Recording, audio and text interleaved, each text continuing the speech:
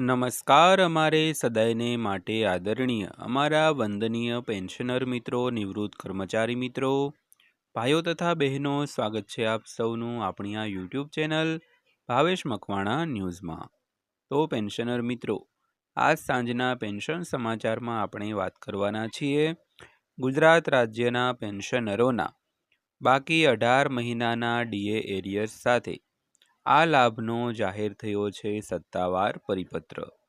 તો પેન્શનર મિત્રો, 18 મહિનાના ડીએ એરિયર્સની સાથે કયા લાભનો સત્તાવાર પરિપત્ર જાહેર કરવામાં આવ્યો છે, જેની આજના વિડીયોની અંદર આપણે ચર્ચા કરીશું।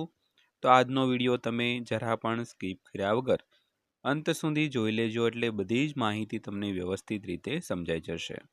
અને જો હજી સુધી આપની આ યુટ્યુબ ચેનલ તમે સબસ્ક્રાઈબ ન કરી હોય તો ડેઈલી આવી જ અપડેટ અને માહિતીઓ મેળવવા માટે અમારી આ યુટ્યુબ ચેનલને અત્યારે જ સબસ્ક્રાઈબ કરી લેજો, કારણ કે અમે તમારા માટે ખૂબ મહેનતથી અને ખૂબ દિલથી રોજે રોજ આવા જ વિડીયો બનાવતા હોઈએ છીએ। તો અમને પણ થોડોક સપોર્ટ કરજો અને વિડીયો અંત સુધી જોઈ અમારી આ ચેનલને સબસ્ક્રાઈબ કરી લેજો દોસ્તો। તો શરૂ કરીએ આજનો આ વિડીયો। તો સૌથી પહેલાં જો વાત કરીએ તો 8મા પગાર પંચનો પગાર। તો સરકારી કર્મચારીઓએ કમિશન સાથેની બેઠક દરમિયાન ઘણી મોટી માંગણીઓ કરી હતી, પરંતુ સૌથી સામાન્ય માંગણીઓ પગાર, પેન્શન અને એચઆરએને લગતી હતી। તો ચાલો 5 મુખ્ય માંગણીઓ પર નજર કરીએ। તો હાલમાં 8મા પગાર પંચ દરેક હિસ્સેદારો સાથે પરામર્શ અને મીટિંગો કરી રહ્યું છે। તો દરેક કર્મચારી અને પેન્શનર સંગઠનોની મુખ્ય માંગણીઓ તે હતી કે પગાર, પેન્શન અને એચઆરએમાં વધારો કરવો। તો ચાલો આજની આ 5 મુખ્ય માંગણીઓ પર આપણે વિગતવાર નજર કરીએ દોસ્તો। તો વાત કરીએ, સરકારે 8મા પગાર પંચની રચના કરી છે અને સરકારી વિભાગોએ તેમના કર્મચારીઓનો ડેટા પોર્ટલ પર અપલોડ કર્યો છે। તો કમિશન નિયમિતપણે કર્મચારીઓ અને પેન્શન સંગઠનો સાથે બેઠકો કરી રહ્યું છે। તો 8મા પગાર પંચ સંબંધિત બેઠકો ઘણા શહેરોમાં યોજાઈ ચૂકી છે અને ઘણી હજુ બાકી છે। તો આ બેઠક દરમિયાન કર્મચારીઓએ કમિશન સમક્ષ પોતાની માંગણીઓ રજૂ કરી છે, જેમાં પગાર અને પેન્શન ઉપરાંત રજા, ભથ્થા, મકાન ભાડું ભથ્થું અને ફિટમેન્ટ ફેક્ટરનો સમાવેશ થાય છે। તો આ માંગણીઓને આધારે કમિશન પોતાનો અહેવાલ સરકારને સુપરત કરશે। તો અહેવાલ રજૂ કર્યા પછી કેબિનેટ તેને મંજૂરી આપશે અને ત્યારબાદ જ તેને અમલમાં મૂકવા માટે નિયમો ઘડવામાં આવશે અને પછી તેનો અમલ કરવામાં આવશે। તો ખાસ કરીને દરેક સરકારી વિભાગોએ પોતાના જે ડેટા છે તે પોર્ટલ પર અપલોડ કર્યા છે અને કમિશન નિયમિતપણે કર્મચારીઓ અને પેન્શનર સંગઠનો સાથે બેઠકો કરી રહ્યું છે। તો સૌથી પહેલાં પેન્શનરો અને કર્મચારીઓની જે માંગણીઓ છે તેમાં પગાર અને પેન્શન ઉપરાંત રજા, ભથ્થા, મકાન ભાડું ભથ્થું એટલે કે એચઆરએ અને ફિટમેન્ટ ફેક્ટરનો સમાવેશ થાય છે। તો આ માંગણીઓને આધારે કમિશન એક અહેવાલ તૈયાર કરશે, ત્યારબાદ તે અહેવાલ કેબિનેટને આપશે, કેબિનેટ મંજૂરી આપશે અને ત્યારબાદ જ નવા નિયમો સાથે તેનો અમલ શરૂ કરવામાં આવશે દોસ્તો।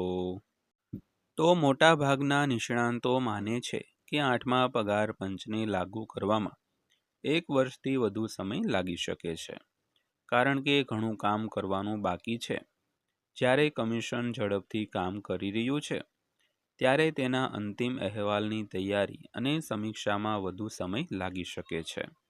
તો ભલે 8મું પગાર પંચ 2027ના અંતમાં લાગુ કરવામાં આવ્યું હોય, તે 1 જાન્યુઆરી 2026થી જ અમલમાં આવશે। તો આનો અર્થ એ થયો કે સરકારી કર્મચારીઓ અને પેન્શનરોના ખાતામાં લગભગ 2 વર્ષના બાકી પૈસા એટલે કે 2 વર્ષનું ડીએ એરિયર્સ એક સાથે જમા કરવામાં આવશે દોસ્તો। તો 8મા પગાર પંચ હેઠળ 5 મુખ્ય માંગણીઓની જો વાત કરીએ તો સૌથી પહેલાં ન્યૂનતમ મૂળભૂત પગાર। તો NCJCM એ માંગ કરી છે કે લઘુત્તમ મૂળભૂત પગાર ₹18,000થી વધારીને ₹69,000 કરવામાં આવે। તો આ માંગ કૌટુંબિક જરૂરિયાતો અને ફુગાવાને ધ્યાનમાં રાખીને ઘડવામાં આવી છે દોસ્તો. ત્યારબાદ જોઈએ તો ફિટમેન્ટ ફેક્ટર.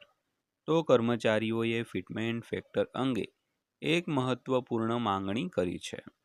તો તેઓ માંગ કરી રહ્યા છે કે સરકાર ફિટમેન્ટ ફેક્ટર વધારીને 3.83 કરે.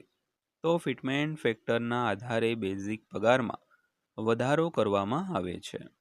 જો ફિટમેન્ટ ફેક્ટર 3.83 હશે તો જ કર્મચારીઓનો લઘુત્તમ બેઝિક પગાર ₹69,000 થશે દોસ્તો. તો ત્યારબાદની માંગણીની વાત કરીએ તો 6% પગાર વધારો. તો કર્મચારીઓ વાર્ષિક પગાર વધારાની પણ માંગ કરી રહ્યા છે. તો સરકારી કર્મચારીઓ ફુગાવાનો સામનો કરવામાં મદદ કરવા માટે વાર્ષિક ઓછામાં ઓછા 6% પગાર વધારો કરવાની માંગ કરી રહ્યા છે. ત્યારબાદ જોઈએ તો જૂની પેન્શન યોજના એટલે કે ઓપીએસને પુનઃસ્થાપિત કરવી.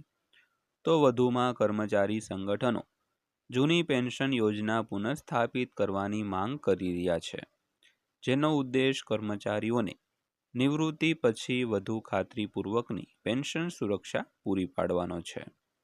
ત્યારબાદ વાત કરીએ તો એચઆરએ અને અન્ય ભથ્થામાં વધારો. તો એનસીજેસીએમએ ભથ્થામાં સુધારાની માંગ પણ કરી છે, જેમાં લઘુત્તમ એચઆરએનો સ્લેબ 30% સુધી વધારવાનો સમાવેશ થાય છે.